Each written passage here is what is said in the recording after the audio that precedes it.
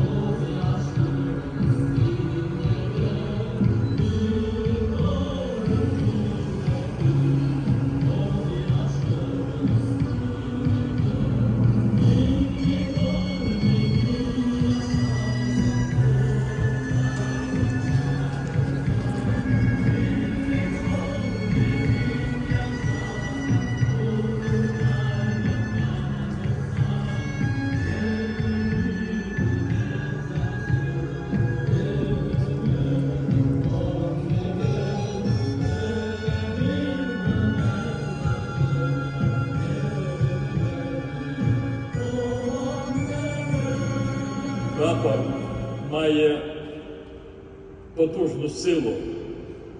В найтяжкі часи для того чи іншого народу, якщо цей народ б'ється за свою гідність, свободу, прапор є найпотужнішою об'єднуючою силою.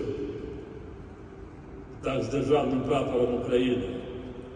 Він повсюду, де українці б'ються з російським ворогом. Так зараз в окупованому Криму, там, де ви бачите, де майорить кримсько-татарський прапор, там не приймають російських окупантів.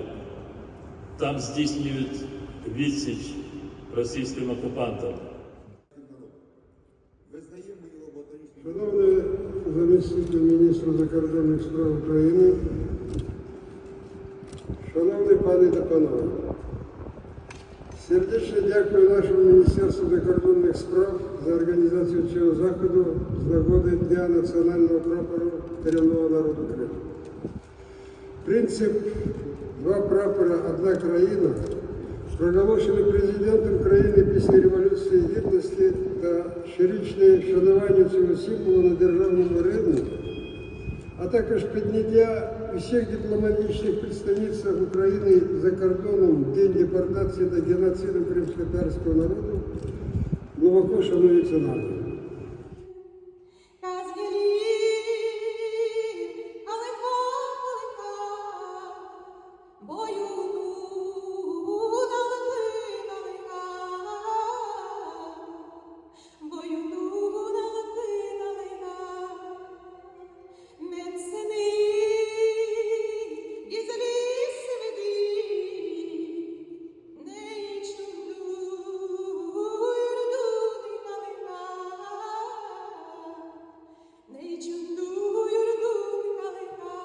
Сьогодні, 26 червня, ми знаходимося в місті Києві, парк імені Шевченко.